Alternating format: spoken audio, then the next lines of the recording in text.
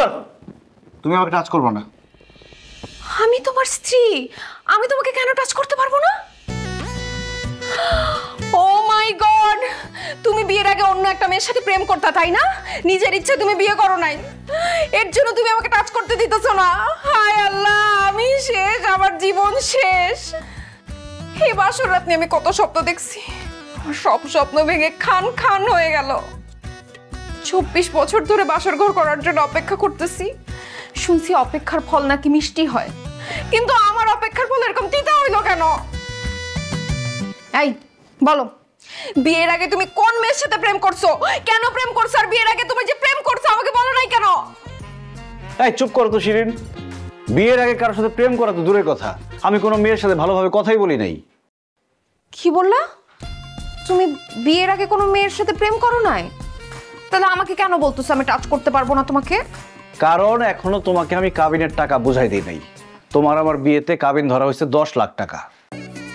এই 10 লাখ টাকা নগদ উসুল তোমাকে আমি বুঝাই দিব, তারপর তুমি আমাকে টাচ করতে পারবা, তার আগে না। আরে কি বলতেছো তুমি? কাবিনের 10 লক্ষ টাকা তুমি কবে দিবা? সেটার জন্য কি আমরা বাসর ঘর না করে বসে থাকবো নাকি? আমার কাবিনের টাকা লাগবে না, আসি তো বাসরের কার্যক্রম শুরু করি। না শিরিন, তোমার কাবিনের টাকা না লাগতে পারে, কিন্তু তোমাকে কাবিনের টাকা বুঝাই দেওয়া আমার দায়িত্ব। কাবিনের টাকা তোমার হক, আর তোমার হক তোমাকে বুঝাই না দেওয়া পর্যন্ত আমাকে স্পর্শ করতে দিব না। আল্লাহ না করুক, কাবিনের টাকা তোমাকে বুঝাই না দিয়ে যদি তোমাকে আমি স্পর্শ করি আর কালকে সকালবেলা আমি মারা যাই, তাহলে তো আমি মরার পরেও দাবির নিচে থাকবো। না না, এটা আমি পারবো না। একটু অপেক্ষা করো, কাবিনের টাকা আসতেছে। কাবিনের টাকা আসলে তোমাকে আমি কাবিনের টাকা বুঝাই দিব, তারপর আমরা বাসর করবো। 24টা বছর ধরে তো অপেক্ষাই করতেছি, আয় আল্লাহ জানে আমার বাসর করতে আরো কত করে অপেক্ষা করতে হয়।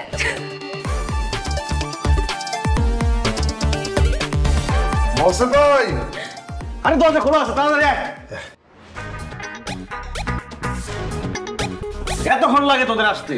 আরে মহসিন ভাই, আপনি বললেন না মালা বানাইতে, ওই মালা বানাইতে গিয়ে তো দেরি হয়ে গেল। আচ্ছা ঠিক আছে, এখন মালা কই, তাড়াতাড়ি দে। মালাটা বেশ সুন্দর হয় না রে, যাই হোক এই যে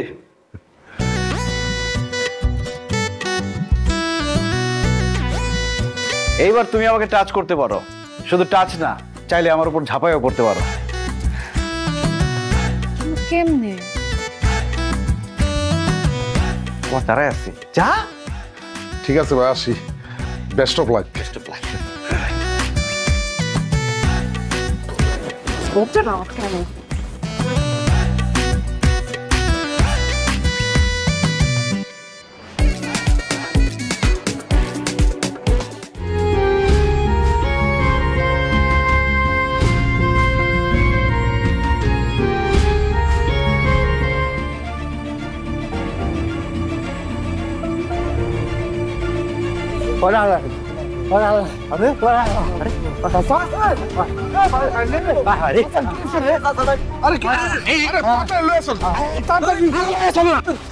কিন্তু বিপদ হয়ে যেতে পারে।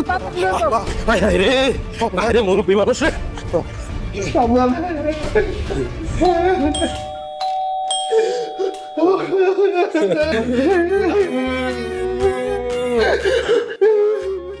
আরে আপনারা থামেন, এরকম কাঁদতেছেন কেন? আপনারা খারাপ। ভাবি, আমরা এই এলাকারই ছেলে। আমাদের বিল্লাল চাচা রাস্তা দিয়ে হাঁটার সময় হঠাৎ করে মাথা ঘুরে অজ্ঞান হয়ে পড়ছে, এই কারণে এখানে নিয়ে আসছি। আশ্চর্য, একটা লোক মাথা ঘুরে পড়ে অজ্ঞান হয়ে গেছে, তাকে নিয়ে আপনারা এইখানে নিয়ে আসছেন কেন? তাকে হাসপাতালে নিয়ে যাবেন। এটা কি হাসপাতাল নাকি? ভাবি, আমরা জানি এটা হাসপাতাল না, এটা মহসিন ভাইয়ের বাসা।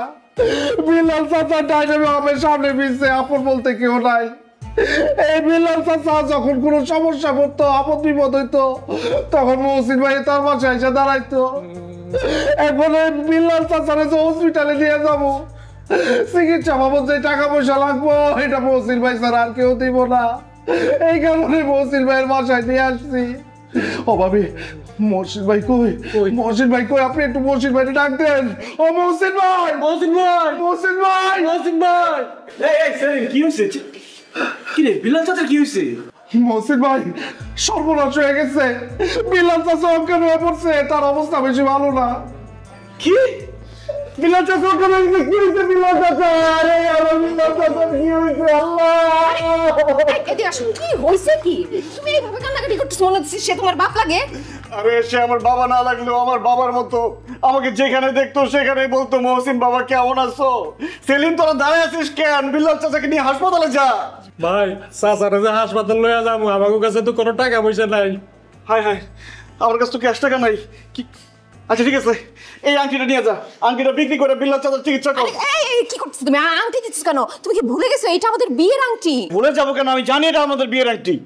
আমার বাবা তোমাকে বিয়েতে এটা উপহার দিছে, এটা আমাদের বিয়ের স্মৃতি। আরে রাখো স্মৃতি, আংটি গেলে আংটি পাবো, বিল্লাল চাচার জীবন চলে গেলে আমরা কি বিল্লাল চাচাকে জীবনে পাবো? বিল্লাল চাচার জীবন বাঁচাইতে আমি শুধু আংটি কেন, আমার নিজের জীবন পর্যন্ত দিতে পারি। খবরদার মহসিন, আমি তোমাকে সাফসাফ বলে দিচ্ছি, আমার বাবা তোমাকে যে আংটি দিছে তুমি এই আংটি তাদেরকে দিতে পারবে না, এভাবে দান করতে পারবে না। দরকার হলে ব্যাংক থেকে টাকা উঠিয়ে দাও, তাও এই স্বর্ণ দিতে পারবে সেদিন না। আজকে যে শুক্রবার, তুমি ভুলে গেছো ব্যাংক বন্ধ? তার মধ্যে বুথ এত দূরে, আমি যদি টাকা তুলতে যাই বুথে আমার চাচা মারাই যাবে। সেলিম তুই আর দেরি করিস না, আংটিটা নিয়ে হসপিটালে যা, আমি বুথ থেকে টাকা তুলে নিয়ে আসতেছি, তাদের যা। আল্লাহ আল্লাহ আল্লাহ, আমার বিল্লাল চাচাকে আল্লাহ বাঁচালে আল্লাহ। এই, তুমি আমাদের বিয়ের আংটিটা দিয়ে দিলা?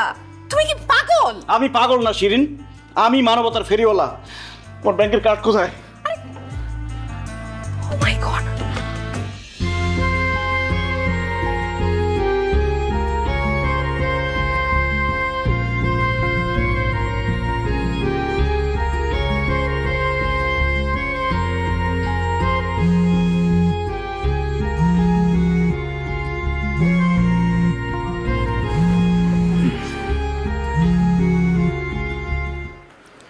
হ্যালো সেলিম, বিল্লাল চাচার কি অবস্থা? মহসিন ভাই, বিল্লাল চাচার অবস্থা ভালো না, ডাক্তার বলতেছে রক্ত লাগবে। আরে বেটা, রক্ত লাগলে কোনো সমস্যা নাই, যত ব্যাগ রক্ত লাগে আমি দিব, তারপরে বিল্লাল চাচাকে বাঁচাইতে হবে। আমি জানতাম মহসিন ভাই আপনি রক্ত দিবেন, এই কারণেই তো এত রাতের বেলা আপনারে কল দিচ্ছি। আচ্ছা ভাইজান, আপনার কি রক্তের গ্রুপ এ পজিটিভ? না, আমার রক্তের গ্রুপ তো এ পজিটিভ না, আমার রক্তের গ্রুপ বি পজিটিভ। হায় হায় রে, তাহলে তো ভাই আপনি রক্ত দিতে পারবেন না। বিল্লাল চাচার রক্তের গ্রুপ তো এ পজিটিভ, এ পজিটিভ রক্ত লাগবো। এটা তো একটা সমস্যা হয়ে গেল। আচ্ছা তুই ফোন রাখ, আমি দেখি ম্যানেজ করতে পারি কিনা। ঠিক আছে ভাই, আপনি একটু দেখেন, রক্ত ম্যানেজ হলে আমার একটু জানায়েন। শিরিন, এই শিরিন, এই তোমার রক্তের গ্রুপ কি? হ্যাঁ, রক্তের গ্রুপ কি তোমার? তুমি এইভাবে টাকাটাকি করতেছো কেন? আরে রক্তের গ্রুপ কি সেটা বলো। এখন মাত্র ভোর রাত, এত আগে আমাকে উঠাইছো কেন? সকালবেলা জিজ্ঞেস করতে রক্তের গ্রুপ কি? আরে বাবারে, সকালবেলা জানা গেলে তো হইতোই, এখন রক্ত লাগবে জন্য এখন জিজ্ঞেস করতেছি। তোমার রক্তের গ্রুপ কি সেটা বলো। আমার রক্তের গ্রুপ এ পজিটিভ হয়েছে, এখন ঘুমাইতে দাও। কি বললা? এ পজিটিভ? শুকুর আলহামদুলিল্লাহ, তাড়াতাড়ি উঠো, চলো হসপিটালে চলো, রক্ত দিতে হবে। হাসপাতালে যাবো মানে? এই ভোর রাত্রে আমি হাসপাতালে যাবো কেন?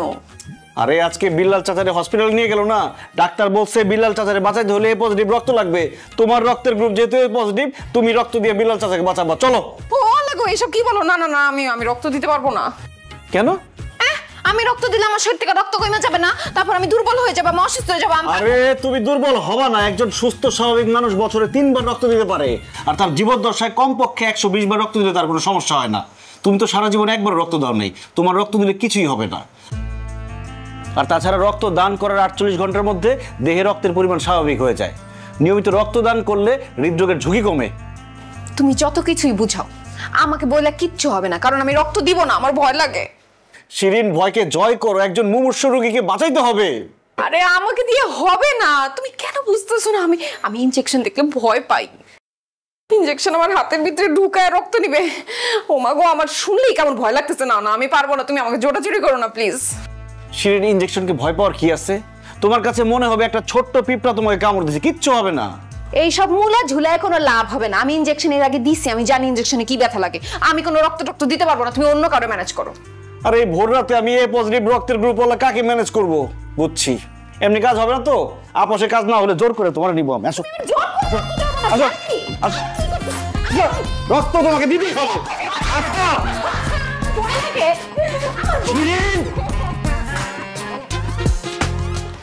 আল্লাহ, তোমার কাছে লাখো লাখো শুকরিয়া, তুমি বিল্লাল চাচারে সুস্থ করে দিছো। কি ব্যাপার শিরিন, তুমি একজন মানুষের রক্ত দিছো, রক্ত দিয়ে জীবন বাঁচাইছো, খুশিতে তোমার নাচার কথা, তুমি এরকম কাঁদতেছো কেন? জানবো না তো কি করবো? ইনজেকশন হাতের মধ্যে ঢুকায় কতগুলো রক্ত নিয়ে গেল। এখন আমার শরীরটা কেমন লাগতেছে, মাথা বনবন করতেছে, আমি হাত চালাতে নাড়াইতে পারতেছি না। চাপো মামা যান।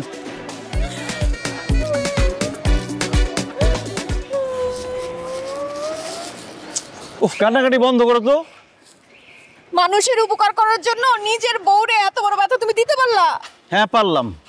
তোমার ব্যথায় একজন মানুষের জীবন বেঁচে গেছে, এটা ভালো না? একটা কথা মাথায় রাখবা, এই ব্যথা থেকে জীবন অনেক বড়। তুমি একজন মানুষের জীবন বাঁচাইছো, এটা ভেবে বুক ভরে নিঃশ্বাস নাও। কারণ মানুষ মানুষের জন্য, জীবন জীবনের জন্য।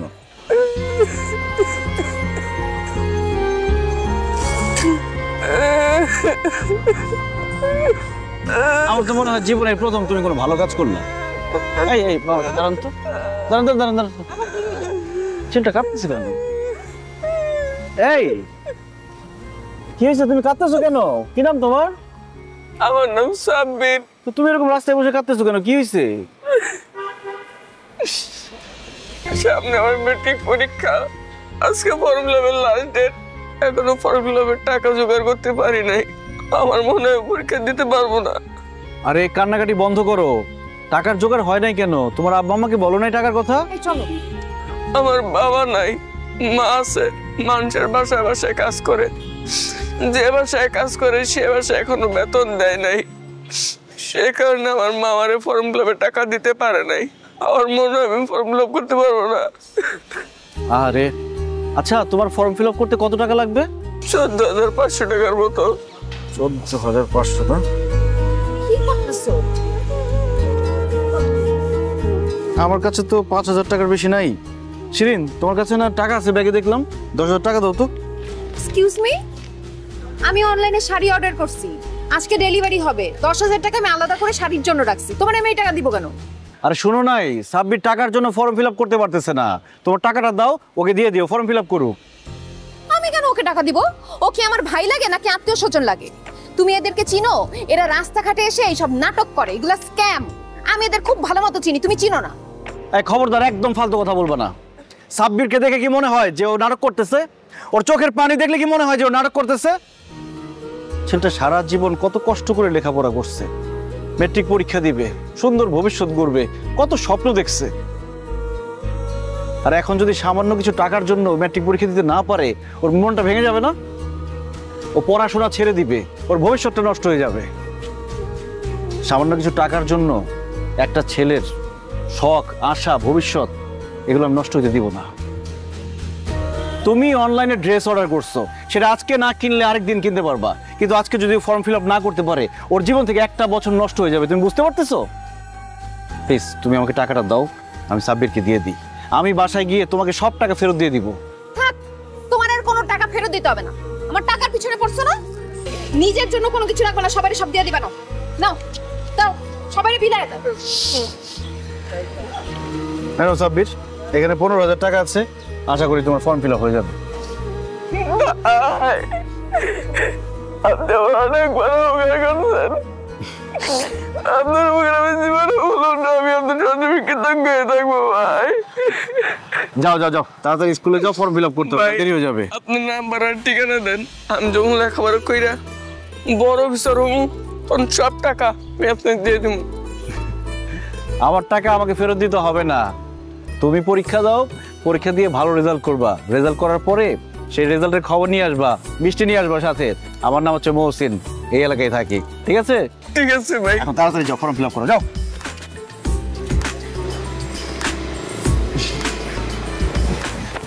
দেখছো শিরিন, অল্প কিছু টাকা পেয়ে ছেলেটা কত খুশি হয়েছে। এই টাকা দিয়ে তুমি হয়তো শাড়ি কিনতা, শাড়িটা হয়তো পরতা বা পরতা না, তারপরে আলমারিতে ফেলে দিতা, কয়েকদিন পরে শাড়ির খোঁজও রাখতা না। আর এই টাকাটা পেয়ে ছেলেটার হয়তো জীবনটাই বদলে যাবে। টাকা পাওয়ার পরে ছেলেটার মুখে যে হাসি আর আনন্দ আমি দেখতে পাইলাম, কি যে শান্তি লাগতেছে, এই শান্তি কোটি টাকা দিয়ে তুমি কিনতে পারবে না। চলো বাসায় গিয়ে তোমার টাকা আমি দিয়ে দিচ্ছি, আসো। লাগবে না। উঠো বাবা, চলেন।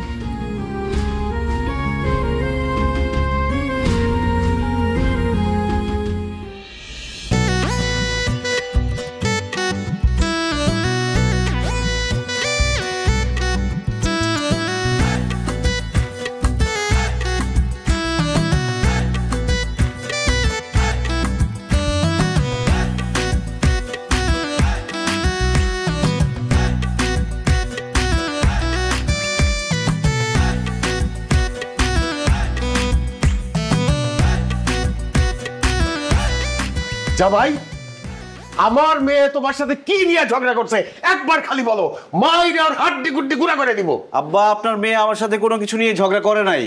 কি বলো জামাই, তোমার সাথে ওর ঝগড়াঝাটি হয় নাই? তাহলে যে তুমি এত তাড়াতাড়ি ফোন করে আসতে বললা, ঝগড়া যদি না থাকে তাহলে কি আমার মেয়ে অসুস্থ? না মা, আমি অসুস্থ না। আমাকে ঠিকঠাক মতো দেখো, আমি একদম সুস্থ আছি। হ্যাঁ তাই তো, আসলেই তো, তোরে তো দেখে মনে হইতেছে তুই একদম ফিট আছিস, কোনো অসুখ নাই। জামাই, কথা বলো না কেন? তাহলে তুমি আমাদেরকে এত তাড়াতাড়ি কেন আসতে বলছো? আপনাদেরকে তাড়াতাড়ি আসতে বলছি কারণ আব্বা আম্মা আপনাদের দুজনের জন্যই সারপ্রাইজ আছে। তাই নাকি? কি সারপ্রাইজ জামাই? আপনারা একটু সরে আসেন, দেখাচ্ছি।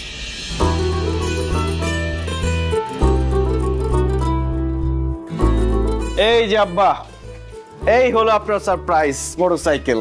বাহ, খুবই ভালো লাগছে জামাই। এই বাইক তুমি চালাইলে তোমার একদম নায়কের মতো লাগবে। ধন্যবাদ আব্বা, কিন্তু এই বাইকটা আমি চালাবো না, চালাবেন আপনি। আমি চালাবো মানে? জি আব্বা, আপনি চালাবেন, কারণ এই বাইকটা আমি আপনার জন্য কিনছি। এই নেন চাবি।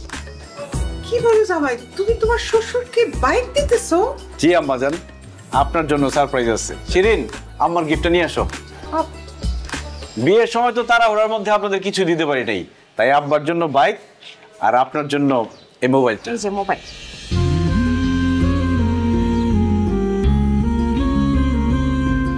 জামাই, তুমি কিন্তু আমার সবার সামনে ছোট করতেছো। তুমি আমার মেয়ে জামাই, কোথায় আমরা তোমার মোটরসাইকেল দিব, মোবাইল দিব, তা না উল্টা তুমি আমাদেরকে মোটরসাইকেল দিতেছো, মোবাইল দিতেছো, কারণটা কি? আব্বা, আপনার বাসা থেকে অফিস অনেক দূরে, আর আপনি প্রত্যেকদিন বাসে করে অফিসে যান, আপনার তো অনেক কষ্ট হয়। আর শিরিনের কাছ থেকে শুনছি আপনি বাইক চালাতে পারেন, তাই আপনার একটা বাইক গিফট করলাম। এখন থেকে কষ্ট করে বাসে আর অফিসে যাইতে হবে না, এখন থেকে অফিসে যাবেন বাইকে করে।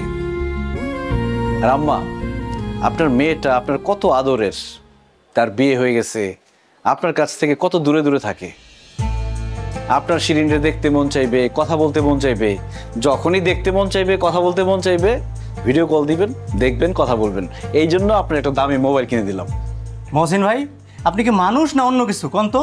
হ্যাঁ, আরে কয়দিন আগে আমি আমার শ্বশুরের কাছ থেকে মোবাইল, টিভি, ফ্রিজ নিলাম, আর উল্টা আপনি আপনার শ্বশুরে এগুলো দিতেছেন, ঘটনা কি কোন তো? নমন ভাই, দেখেন, আজকে যদি আমার আব্বা বেঁচে থাকতো আমি কি ওনাকে দিতাম না? আজকে যদি আমার আম্মা বেঁচে থাকতো আমি কি আমার আম্মাকে দিতাম না? আমাদের সমস্যা কি জানেন? আমরা শ্বশুর শাশুড়িকে কখনো নিজের বাবা মা মনে করি না, শ্বশুর শাশুড়িকে সবসময় বউয়ের বাবা মা মনে করি। আমরা ভাবি আমরা জামাই, শ্বশুর শাশুড়ি সবসময় শুধু আমাদেরকে দিবে আর দিবে। কেন রে ভাই? একজন শ্বশুর শাশুড়ির সব থেকে বড় যে সম্পদ তার মেয়ে, তাকেই তো আমাকে দিয়ে দিচ্ছে, আর কি চাই? এই জন্য জামাইয়ের উচিত শ্বশুর শাশুড়িকে নিজের বাবা মায়ের মতো দেখা, এবং বাবা মাকে কিছু দিলে সমানভাবে শ্বশুর শাশুড়িকেও দেওয়া উচিত। বাবা মাকে খুশি রাখা যেমন একজন ছেলের দায়িত্ব, তেমনি শ্বশুর শাশুড়িকে খুশি রাখা তার মেয়ের জামাইয়ের দায়িত্ব। আর তাহলেই সে সত্যিকারের মানুষ। আব্বা, আম্মা, আমার কাছে টাকা পয়সা, স্বর্ণ গয়না এগুলো মূল্যবান না, আমার কাছে মূল্যবান হচ্ছে দোয়া আর ভালোবাসা। তাই আমি আপনাদের কাছে টাকা পয়সা, স্বর্ণ গয়না এগুলো কিছুই চাই না, আমি চাই সবসময় আপনাদের দোয়া আর ভালোবাসা। মহসিন ভাই, আমি আপনার কথা শুনে বুঝতে পারছি, আমি আমার শ্বশুরের কাছ থেকে যে মোবাইল, টেলিভিশন, ফ্রিজ এগুলো নিছি, আমি আসলে কাজটা ঠিক করিনি। আর আমার শ্বশুর এখন বেকার, আসলে বলতে গেলে তার হাতে কোনো কাজ নাই, মানে শুধুমাত্র আমার জোরাজুরিতেই অনেক কষ্ট করে এগুলো উনি ম্যানেজ করে দিছেন। আমি আপনার কথা দিতেছি, আজকের দিনের মধ্যেই যা যা আনছি আমি সব কিছু আমার শ্বশুরে ফেরত দেব। তাই আপনি যদি কিছু মনে না করেন ভাই, আমি একটা কথা বলতে পারি? মানে এই যে আপনার যে উপহার দেওয়া মোটরসাইকেলটা সহ আপনার শ্বশুর শাশুড়ির সাথে আপনার সাথে আমি একটা ছবি তুলতে পারি? ছবি তুলবেন কেন? এই ছবিটা আমি ফেসবুকে পোস্ট করব, আর ক্যাপশনে লিখব যে সকল জামাইরাই শুধু শ্বশুরদের কাছ থেকে নেয় না, কিছু কিছু জামাই আছে যারা শ্বশুরদেরকে দেয়ও। আমার এই পোস্ট দেখে যেসব জামাইরা শ্বশুরদের কাছ থেকে শুধু নেয়, তারা একটু হলেও বুঝবে যে তারা এই কাজটা ঠিক করছে না। ঠিক আছে, তোলেন। জি। আব্বা আসেন, আম্মা আসেন, আর আপনিও আসেন, সেলফি তোলেন।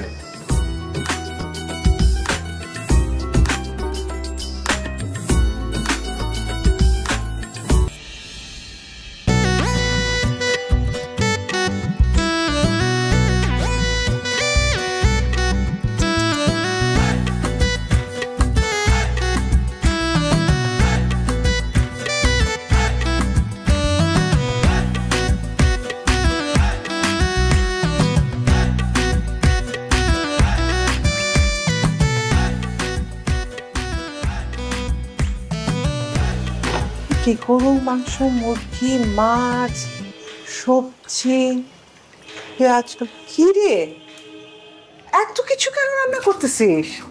কেন রান্না করব? তোমাদের জন্য রান্না করতেছি, তোমার জন্য আর বাবার জন্য। কি বলিস এসব? এত খাবার আমরা খেতে পারবো? তুই জানিস না তোর বাবা আর আমার দুজনেরই ডায়াবেটিস, এত কিছু খাওয়া তো নিষেধ। সে কথা আমিও তোমাদের জামাইকে বলছি, কিন্তু সে তো নাছোড়বান্দা। সে বলছে একদিন খেলে কিচ্ছু হবে না, তোমাদের জন্য মিষ্টি, পান, রসগোল্লা অনেক কিছু আনতেছে, এগুলো তোমাদের খাওয়াবে। জামাইটা খুবই ভালো, খোলা মনের মানুষ। এরকম মানুষ এই যুগে পাওয়া কঠিন, বুঝলি? হ্যাঁ হ্যাঁ, এরকম মানুষ আমার মনে হয় না এই দুনিয়ায় আরেকটা আছে। যেইভাবে সে মানুষের উপকার করা শুরু করছে, আমার তো মনে হয় বাড়ি ঘর সবকিছু মানুষের দিয়ে আমাদের বলবে চলো আমরা গাছতলায় গিয়ে থাকি। হ্যাঁ, তুই চুপ কর তো, কি বলিস এসব? আমি তোকে হেল্প করি, দাঁড়। না না না না না, প্রশ্নই ওঠে না, তুমি এগুলো কোনো কিছু ধরবা না। সে যদি এসে দেখে তুমি রান্না বান্না করতেছো, আমাকে হেল্প করতেছো, তাইলে আমাকে জানে মাইরা ফেলবে। সে স্ট্রিক্টলি বলে দিয়ে গেছে, বাবা মা যে কদিন আমাদের বাড়িতে আছে সে কয়দিন তারা খাবে আর ঘুমাবে। জামাইটা যে কি বলে না, সারাদিন খেলে আর ঘুমালে তো অসুস্থ হয়ে যাব। মন খোলা জামাই দেখে বিয়ে দিছো না, এখন অসুস্থ হলে আমার কি? দেখো মা, আমাকে আমার কাজ করতে দাও। তুমি রান্নাঘরে আসছো এটা দেখলে আরেক বিপদ হবে, তুমি যাও তো এখান থেকে, যাও। ঠিক আছে, আমার হেল্প লাগলে বলিস।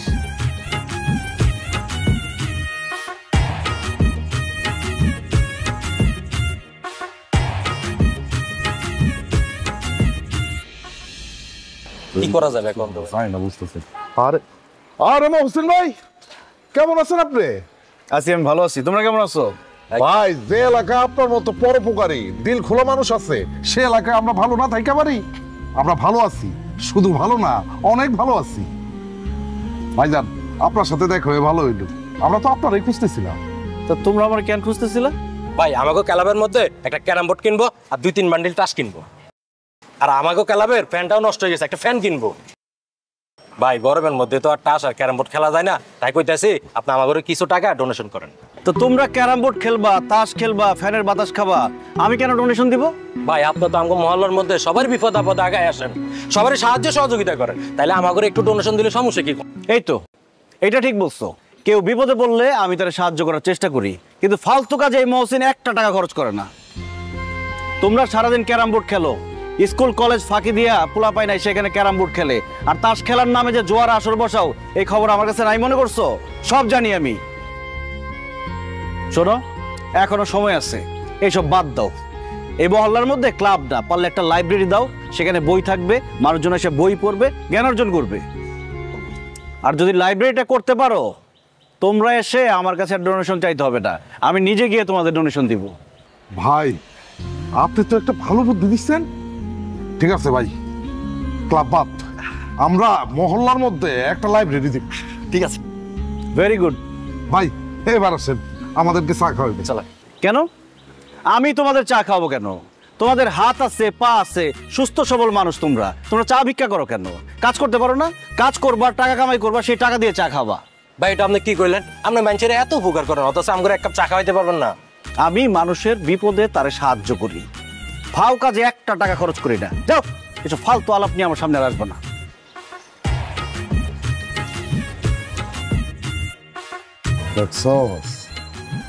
মহসিন ভাই হলো আসলে সলিড, বিপদে পড়লে মানুষের উপকার করে, কিন্তু ফালতু কাজে একটা টাকাও খরচ করে। আমরা তো ভাবতেছিলাম এমনিতে উনি 2 হাতে টাকা উঠায়, কিন্তু কাজে ছাড়া বেকাজে কোনো টাকা খরচ করে। শোনো মমিন মুসলমান করি আমি নিবেদন, এ দুনিয়া ফানা হবে কিছুই রবে না। ভাই গো একটু ভিক্ষা দিয়ে যান। শোনো মমিন মুসলমান করি আমি নিবেদন, ভাই গো 2 টাকা দিয়ে যান। আল্লাহ গো আল্লাহ আপনার জন্য অনেক দোয়া করি গো ভাই রে। শোনো মমিন মুসলমান করি আমি নিবেদন, দুনিয়া ফানা হবে কিছুই রবে না। শোনো মমিন মুসলমান করি আমি নিবেদন, এ দুনিয়া ফানা হবে। বাবা গো কত টাকা ভিক্ষা দিয়ে দাও। এই আপনাকে দেখতে তো সুস্থ সবল মানুষ মনে হয়, কাজ করে খেতে পারেন না, ভিক্ষা করেন কেন আপনি? না রে বাবা, আমি সুস্থ না, আমার পায়ের মধ্যে পছন্দ ধরছে, হাঁটতে পারি না, কোনো কাজকর্ম করতে পারি না, এই কারণে ভিক্ষা করে খাই বাবা। কি পায়ে পচন ধরছে? পায়ে যদি সত্যি সত্যি পচন ধরে তাইলে ভিক্ষা তো দিবই, দরকার হইলে আপনার চিকিৎসার দায়িত্ব আমি নিব। আর যদি পায়ে পচন না ধরে তাহলে এমন মার দিব 2 পা ভাঙ্গে একদম হুইল চেয়ারে বসাই দিব মিথ্যা কথা বলার জন্য। দেখি দেখি কোথায় পচন ধরছে। বাবা বাবা দাঁড়া দাঁড়ো দেখাইতেছি, তুমি তো বিশ্বাস করো না, এই যে দেখো বাবা, এই যে। আহারে কি অবস্থা, পায়ে তো সত্যি পচন ধরছে। আপনি এইভাবে যে রয়েছেন, চিকিৎসা করেন না কেন? আপনি কোনো চিন্তা করেন না, আপনার চিকিৎসার দায়িত্ব আমি নিলাম, আমি আপনার চিকিৎসা করাবো। আপনার কিছু টাকা দিয়ে যাই। থাক বাবা, ভিক্ষা দিতে হইব না। বাবা গো অনেক দিন ধরে না ভালো মন্দ কিছু খাই না, তুমি কি আমার একটু গরুর মাংস দিয়ে ভাত খাওয়াইতে পারবা হোটেল থেকে? আরে বাইরের হোটেল রেস্টুরেন্টের খাবারের মধ্যে দুনিয়ার ভেজাল, ওগুলা খাইলে দেখা গেল যে পেট ভরে খাইতে গিয়ে পেট খারাপ হইলো, পরে 2-3 দিন বিছানা থেকে উঠতে পারলেন না, কাজকর্ম বন্ধ, খাওয়া দাওয়া সব বন্ধ। হায় হায়, এটা কি কইতেছো বাবা? হোটেলের খাওয়ানো এত ভেজাল, তাইলে কি আমার এই গরুর মাংস দিয়ে ভাত খাওয়া হইব না? আরে কেন হবে না, অবশ্যই হবে। শোনেন, আমাদের বাসায় মেহমান আসছে, আমার শ্বশুর শাশুড়ি, আমার বউ আজকে অনেক ভালো মন্দ রান্না করছে, ভাত, পোলাও, বিরিয়ানি, গরুর মাংস, মুরগির মাংস, সব ধরনের খাবার রান্না করছে। আজকে দুপুরে আপনি আমার সাথে আমাদের বাসায় খাবেন। কি কও বাবা? আমি তোমার লাগে তোমার বাড়িতে গিয়া দুপুরবেলা খাওন খামো? অবশ্যই আমার সাথে আমাদের বাসায় গিয়ে খাবেন, কারণ আজকে আপনি আমার মেহমান। চলেন আমার বাসায় চলেন। আল্লাহ তোমার বাঁচায় রাখুক বাবা, আমার মতো একটা ভিক্ষুক রে তুমি তোমার বাড়ির মেহমান কইতেছো, অথচ মানুষের কাছে ভিক্ষা চাইতে গেলে ভিক্ষা তো দেয় না, আত্মীয়টা দেয়, গালাগালি করে। বাবা গো আল্লাহ তোমার অনেক হায়াত দারাজ করুক, তুমি অনেক ভালো মানুষ, তুমি অনেক মন খোলা মানুষ। বাবা গো তুমি যদি কিছু মনে না করো, ওই আমার লগে আরো কতগুলি ভিক্ষুক আছে, তারাও না অনেক দিন ধরে ভালো মন্দ কিছু খায় না, ওদেরও ভালো মন্দ খাওয়ার অনেক স্বাদ, ওদের কি আমি একটু ফোন করে আইতে কমু? আরে সমস্যা নাই, আমার বউ কম রান্না করে নাই, বেশি করে রান্না করছে। আপনি ফোন দিয়ে সবাই আসতে বলেন, সবাই খায় যাক, অসুবিধা কি? আল্লাহ আল্লাহ তোমার বাঁচায় রাখুক বাবা, তোমার মতো এরকম মন খোলা মানুষ চারিদিকে বড়াই দিক। তারা আমি ফোন করতেছি।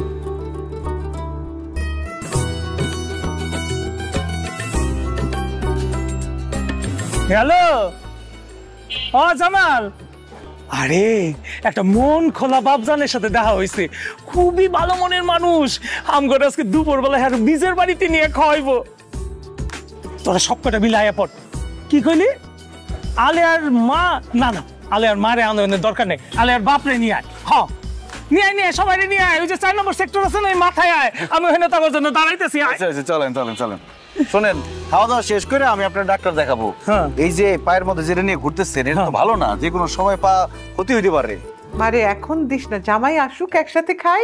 আরে একসাথেই তো খাবো, জাস্ট বেড়ে রাখতেছো, চলে আসবে। বাবা তোমাকে কি অবস্থা, খাওয়া দাওয়া শুরু হয়ে গেছে নাকি? আরে না, এই তো জামাই বাবাজি চলে আসছে, বসো জামাই বাবা, আমরা একসাথে বসে খাই। আরে একসাথে বসে খাওয়ার মজাই আলাদা। একদম ঠিক বলছেন আব্বা, সবাই মিলে একসাথে বসে খাওয়ার মজাই আলাদা। এই জন্য আমি সাথে করে মেহমান নিয়ে আসছি। কি বলো, মেহমান নিয়ে আসছো? কে মেহমান? আরে নিশ্চয়ই তোর ছোট খালার খালুকে নিয়ে আসছে। বাবাজি তাহলে তাদের বাইরে দাঁড় করে রাখছো কেন, ভেতরে আসতে বলো। জি আচ্ছা আম্মা। এই কই আপনারা, আসেন সবাই। আমার আল্লাহ নবীজির নাম দিলে বারাসায়, আমার আল্লাহ নবীজির নাম। আল্লাহ গো কত খাও। এই চুপ করেন। মেহমান আসছে, এরা তো সব ফকির মিসকিন। আরে এই ফকির মিসকিন তো আজকে আমাদের মেহমান, আমাদের সাথে একসাথে বসে খাবে। একদম ফালতু কথা বলবা না, এই ফকির মিসকিন আবার মেহমান হয় কিভাবে? শিরিন, মাথা ঠান্ডা করতো তুই। জামি বাবাজি, ফকির মিসকিনকে তো বাসার ভিতরে নিয়ে আসছো। আব্বা, বাসায় মানুষ মেহমান কেন নিয়ে আসে? খাওয়ার জন্য। তারা আমাদের বাসায় খাওয়ার জন্য আসছে। জানো শিরিন, ওনারা অনেক দিন ধরে গরুর মাংস দিয়ে ভাত খায় না। তুমি তো আজকে গরুর মাংস, খাসির মাংস আর কত কিছু রান্না করছো। তাড়াতাড়ি দাও, ভাইরা পেট ভরে খাক। তারা এইসব খাবে বললেই হইল। এই খাবারগুলো আমি আমার বাবা মার জন্য রান্না করছি, তারা এগুলা খাবে। এইসব ফকির মিসকিনকে আমি এত কষ্ট করে রান্না করা খাওয়া খাইতে পারবো না। এই আপনারা বেরোন তো, বেরোন। বাবাজি, আমরা কি সত্যি সত্যি চলে যাবো? এত মজার মজার খাওন, কি সুন্দর গ্রান বাইরেছে, আমার তো যাইতে মন চাইতেছে না। আপনারা কোথাও যাবেন না, আপনারা আমার সাথে বসে খাবেন। শিরিন, আমি বলতেছি সবাইকে খাবার বেড়ে দাও, সবাই আমাদের সাথে বসে খাবে। আরে কি বলে জামাই, এই ফকির মিসকিন আমাদের সাথে বসে খাবে কেন? আমাদের খাওয়া শেষ হলে যেটা থাকবে সেটা ওরা খাবে। আম্মা, তারা ফকির মিসকিন, রাস্তার কুকুর বিড়াল না যে আমাদের বেঁচে যাওয়া খাবার তারা খাবে। আমরা তো 3 বেলা পেট ভরে খাই, ওনারা 3 বেলা পেট ভরে খাইতেও পারে না। এই জন্য আজকে আমার সামনে বসে পেট ভরে ওনারা খাবে আর মন ভরে আমার জন্য দোয়া করবে। মহসিন, আমার কোনো দোয়া লাগবে না, তুমি ওনাদেরকে বাসা থেকে বাইর করো তো, আমার বিরক্ত লাগতেছে ওনাদেরকে দেখে। শিরিন, দোয়া যে কত মূল্যবান সেটা মরার পরে বুঝবা। তুমি মরে গেলে তোমার সাথে টাকা পয়সা, ধন সম্পত্তি, খাওয়া, অহংকার কিছুই যাবে না, যাবে শুধু এই দোয়াটা। সেই জন্য তোমার দোয়া নাও লাগতে পারে, কিন্তু আমার দোয়া লাগবে। ভাইরা, আপনারা হাতটা ধুয়ে আসেন, সুন্দর করে আমার সাথে বসে খাবেন। জামাই বাবাজি, এইবার কিন্তু তুমি বাড়াবাড়ি করতেছো। এইসব ফকির মিসকিনের সাথে বসে আমি কোনোদিনই খাবার খাবো না। আমিও খাবো। আপনাদের যদি তাদের সাথে বসে খেতে এতই সমস্যা হয়, আপনারা বেডরুমে চলে যান। শিরিন, আব্বা আমাকে বেডরুমে খাবার দাও, আর ওনারা আমার মেহমান, ওনারা ডাইনিং রুমে বসেই খাবে। কি বলতেছো তুমি? আমার আব্বা আম্মা বেডরুমে গিয়ে খাবে, আর ফকির মিসকিনগুলো ডাইনিং টেবিলে বসে খাবে? মহসিন, তোমার কাছে কি আমার আব্বা আম্মার থেকে এই ফকির মিসকিনগুলো বড়? কি বলো শিরিন? আব্বা আম্মার চেয়ে ফকির মিসকিন আমার কাছে বড় হবে কেন? তবে এই মুহূর্তে আব্বা আম্মাও আমার বাড়ির মেহমান, আর ওনারাও আমার বাড়ির মেহমান। তাই সবাই আমার চোখে সমান। আর আমি মহসিন বেঁচে থাকতে এই ফকির ভাইরা পেট ভরে খাইতে পারবে না, এটা হইতে পারবে না। বুঝতে পারছি ভাইরা আমার, আপনাদেরকে কেউ খাবার দিবে না, নিজেদের খাবার নিজেদের নিতে হবে। পছন্দ মতো খান। নেন।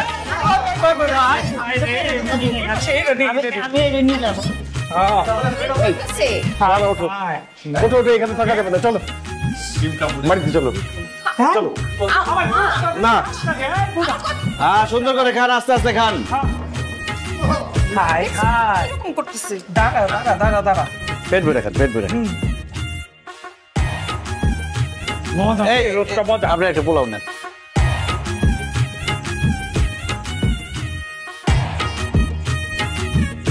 এই ডিম না, সবাই ডিমে মজা হয়েছে। আমার বউর হাতের রান্না খুবই মজা। বাবাজি, এত বড় রোস্ট কোনোদিন পাই নাই। পেট ভরে খান, পেট ভরে খান। গরুর মাংস খান, তুমি না। আমার পরিবারের জন্য দোয়া করেন। খাবার নষ্ট করা যাবে না, খাবার পরে কিভাবে? আল্লাহ গো, বাবাজি অনেক দোয়া করতে হবে। আল্লাহ কি খাওয়ানটা দিচ্ছে, আল্লাহ বাবাজি যেন বেশি বেশি করে খাওয়াতে পারে।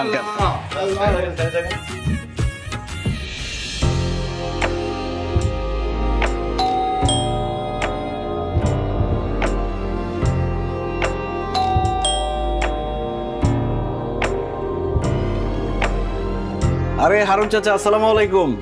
ওয়ালাইকুম আসসালাম। বাবা মহসিন, কেমন আছো তুমি? আলহামদুলিল্লাহ, ভালো আছি। তো চাচা, হঠাৎ কি মনে করে আমার বাসায়? আসেন, ভিতরে আসেন। না না, আজকে যাব না, আমি আসছি তোমার একটু দাওয়াত দেওয়ার জন্য। দাওয়াত দিতে? কিসের দাওয়াত চাচা? আমার ছোট মেয়ে শিউলি, ওই যে অসুস্থ হয়ে হাসপাতালে ভর্তি হয়েছিল, তুমি যে ডাক্তারের সব খরচ দিচ্ছিলা, রক্ত দিয়ে তুমি ওর জীবন বাঁচাইছিলা, ওর কথা কি তোমার মনে আছে? হ্যাঁ হ্যাঁ, মনে আছে। শিউলি এখন কেমন আছে চাচা? খুব ভালো আছে বাবা, ওর বিয়ে ঠিক করছি আগামী শুক্রবার। তুমি হলো ওই বিয়েতে আমার প্রধান মেহমান, তুমি আর বৌমা অবশ্যই আসবা। নসিবে থাকলে 4টা ডাইল ভাত খাইবা, আমার মায়ের একটু দোয়া করে যাবা। চাচা কি যে বলেন না, শিউলির বিয়ে আর আমি আসবো না? আমি অবশ্যই আসবো।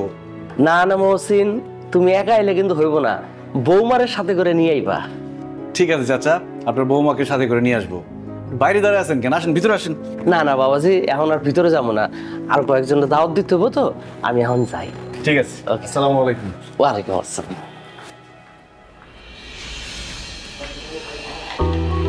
শোন, সবার একটু খোঁজ খবর রাখবি, কার কি লাগবে না লাগবে, খাওয়ান দাওয়ান সবকিছু ঠিকঠাক আছে কিনা একটু দেখে দেখে রাখিস আর কি। হ্যাঁ, ছবি টবি তুলো। আসসালামু আলাইকুম চাচা। ওয়ালাইকুম আসসালাম। মহসিন বাবা, তুমি আসছো? ও বৌমারা নিয়ে আসছো? ওয়ালাইকুম আসসালাম। আমি অনেক খুশি হয়েছি, তোমার জন্য অপেক্ষা করতেছিলাম।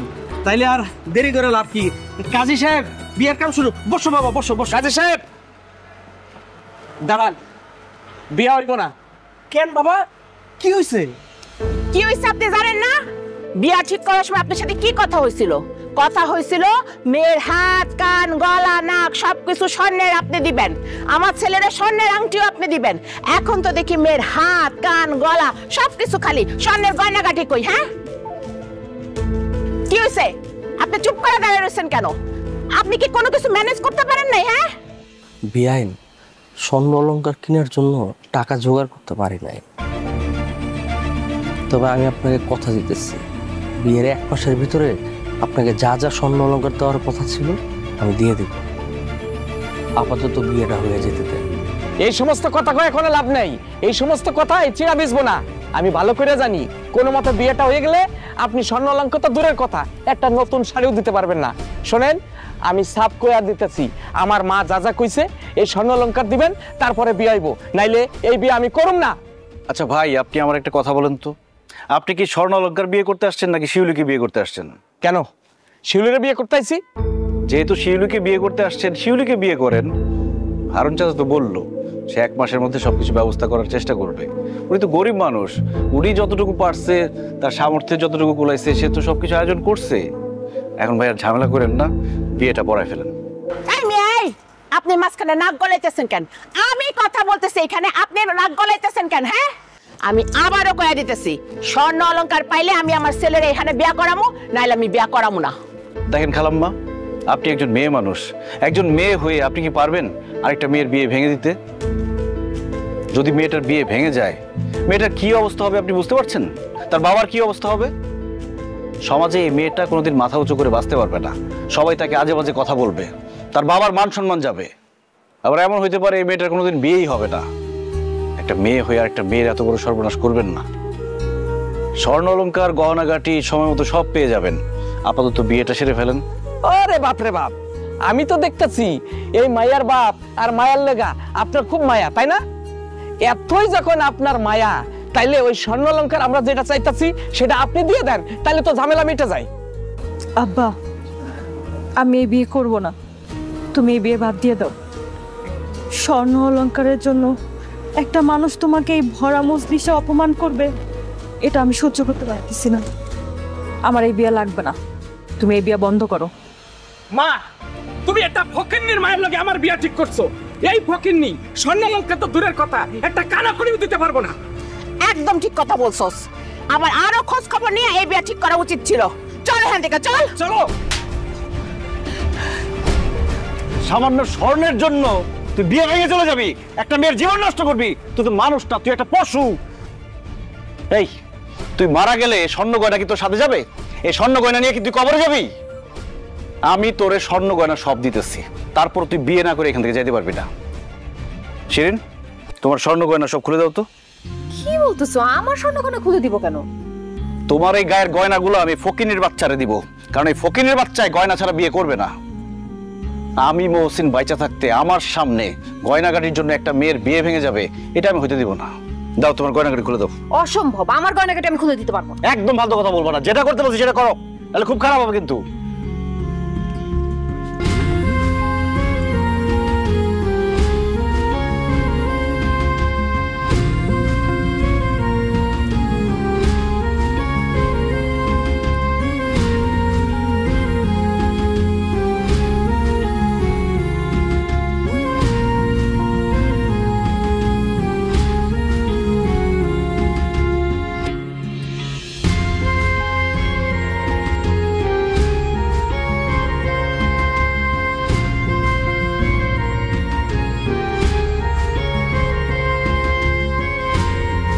এই স্বর্ণ গয়না।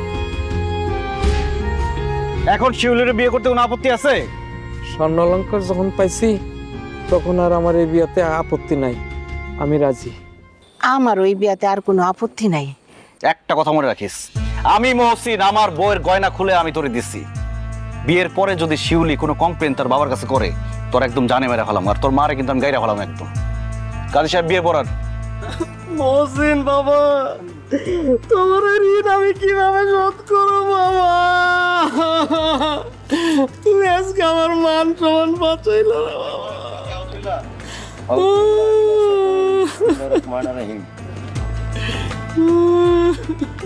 বলো বাবা কবুল। কবুল।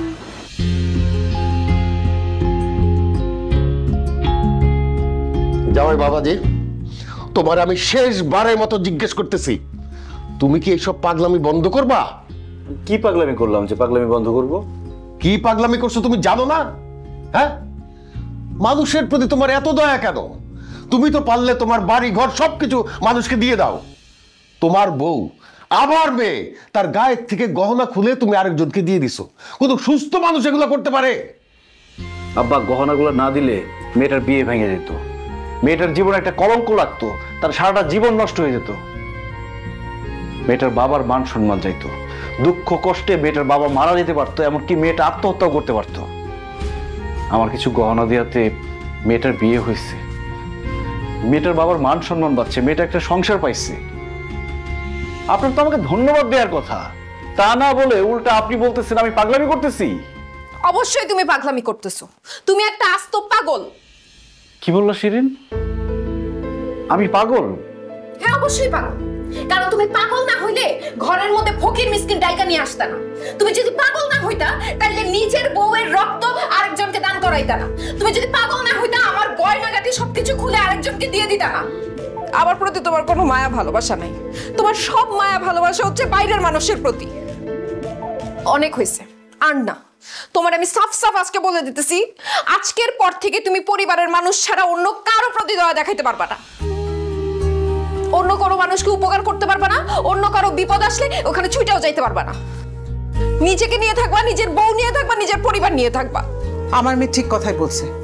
বিয়ে শাদির আগে যা করছো করছো, এখন বিয়ে করছো, তোমার বউ আছে, সংসার আছে, বউয়ের কথা ভাববা, সংসারের কথা ভাববা, অন্যের চিন্তা বাদ দাও। আমাকে মাফ করবেন আম্মা, মানুষের চিন্তা আমি বাদ দিতে পারবো না। আমি যতদিন বেঁচে আছি আমার সাধ্যমতো মানুষকে সাহায্য করবই, কারো বিপদ দেখলে আমি এগিয়ে যাবই। তাহলে তুমিও কান খুলে শুনে রাখো, আমি তোমার সাথে সংসার করব না।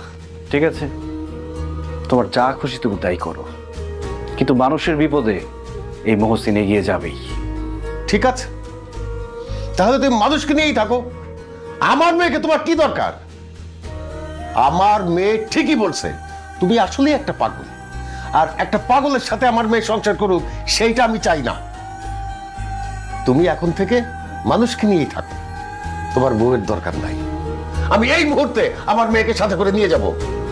মাসিরিন, আয় চল আমাদের সাথে, আয়।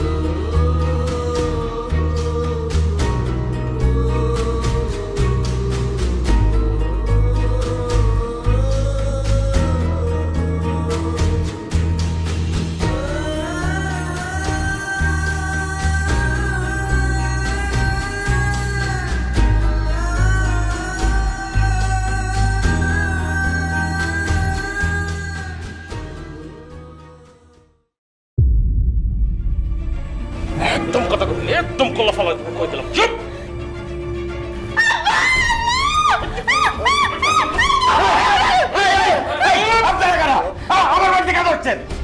আমরা ঢাকায় খবরদার একটা কথাও কবি না, কথা কইলে একদম জানে বেরালাম। আমাদের ছেড়ে দাও বাবা, আমাদের কোনো ক্ষতি করো না, আল্লাহর দোহাই লাগে। ঠিক আছে, কোনো ক্ষতি করবো না। বাসার আলমারির চাবি দেন, তাড়াতাড়ি দেন। টাকা পয়সা সব নগয় না, সব লয় আমরা যাবো। আপনাকে কোনো ক্ষতি করবো না, চাবি দেন। বাবারে, আমার শাশুড়ি আমার গয়নাগুলো দিছে, ওইগুলা নিও না বাবা, আল্লাহর দোহাই লাগে, ওইগুলা নিও না। একদম চুপ কর, যা কইছি তাড়াতাড়ি কর। আলমারির চাবি যদি না দেস তোর ঘাট থাকবে, এমন কোপ দিব কল্লা থাকবে না। চাবি দিয়ে দাও, চাবি দিয়ে দাও, চাবি দিয়ে দাও।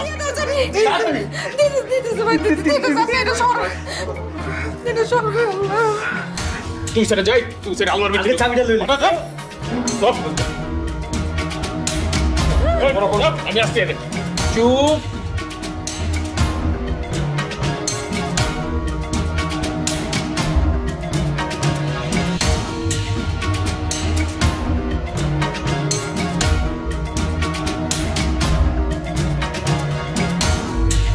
তাড়াতাড়ি কর, তাড়াতাড়ি কর।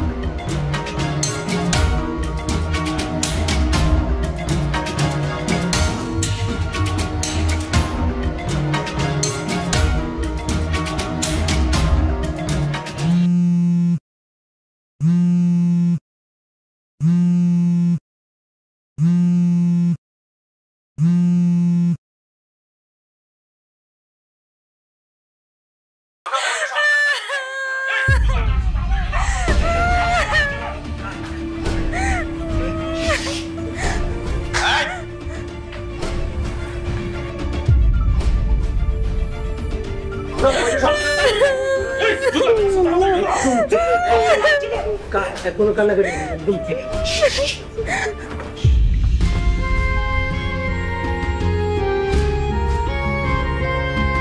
বাবা বলছেন দেখো বাড়িতে টাকায় পড়ছে, আমাদেরকে বাঁচাও বাবা, বাঁচাও। এই তুই একলা এসে জগরে বাঁচাইতে, তোরে বাঁচাইবো কেন? আমি একলা আসি নাই। একলা আসনি কাটে লিস।